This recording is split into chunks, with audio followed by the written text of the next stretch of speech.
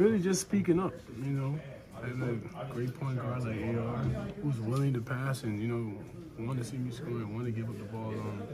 You know, I just had to make him trust me a little bit, you know, to understand I do got that game in my arsenal where I can play in the pocket and, you know, swing the ball a little bit to, you know, if we don't have a good look in this pick and roll, I can bring it to the other side and, you know, other than the strong side. And, you know, just making that a thing where, you know, our superstars come in like Luka and Bron where, you know, it's fluid, you know, playing in our pocket and, you know, adding that to the Laker basketball.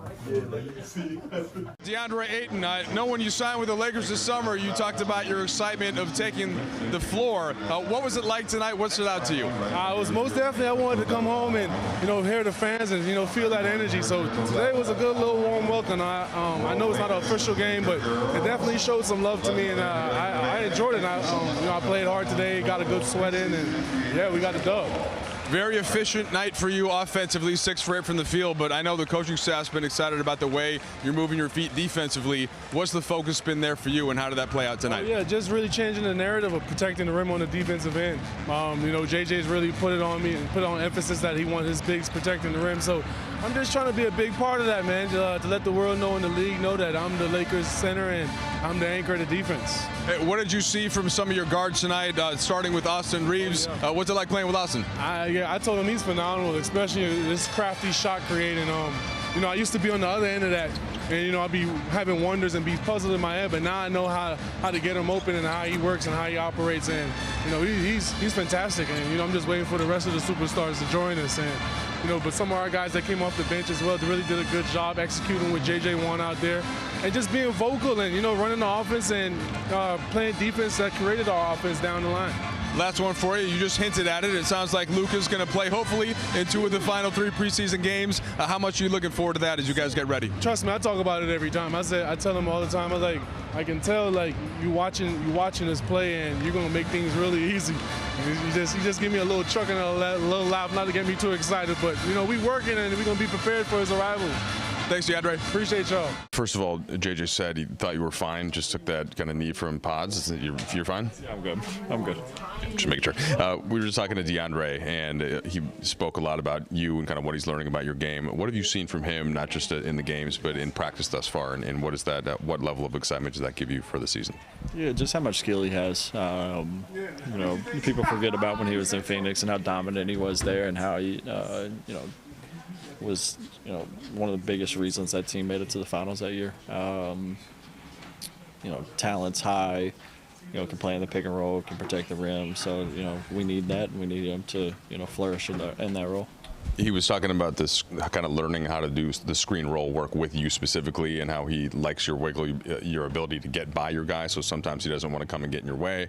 Other times, but he has to be aware for when you call him over. What have you seen from that, and kind of how do you decide when you've got the advantage versus when you want to come bring him in the action? Yeah, I think that those things just grow throughout reps, and that's kind of what we're trying to do in preseason. Get those reps, and I don't really I'm not sitting there thinking about it in the moment. If I can go by my guy, I'm gonna go by him. If not, I need a screen, then I'll have him come screen. So it's been fun to get to play alongside him in that pick and roll. Austin paying you a compliment post game. JJ brought up a player comp I haven't heard before for you, bringing up Jamal Crawford. Are there any similarities to I like that one. your game? Jamal Crawford was cold. Jamal Crawford was cold. I don't know. I think I think where he's coming from is kind of the creativity offensively. I don't want to speak for him, but I'm not someone that sits there and plans what I'm about to do. Everything kind of just happens naturally, happens in the flow of the game. So I haven't heard that one, but I like JJ a little more now. What was it like to walk into a new locker room like this for the first time as a Laker? I felt like I was on a different team. I had no idea where I was going. I forgot about it. They told us that changes were being made, but when I walked in, I was like, "What the heck's going on?" And then I came back, about 4 minutes on the clock right before the game, and I literally ran the wrong direction and couldn't find the locker room. So it'll take some time to get used to, but it's really nice. Deandre said just now that he's got a big personality, and I think that was his phrasing.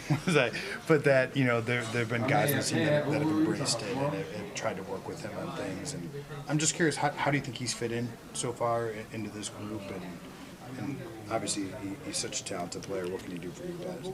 Yeah, I mean, he's he's going to have a lot of responsibility this year for things that we want to do. If we want to be as good as we think we could be, we need him to be at his best self, and whatever that looks like. We all got personalities in here, and we just got to continue to gel those, learn things about one another, connect off the court, and just have genuine relationships. Because once you have that, and you look around the locker room, and like that guy will go to war with me, that guy will go to war with me. So if you get that feeling, then every time you step on the court, it's not about me, it's about us and how we can get a win that night.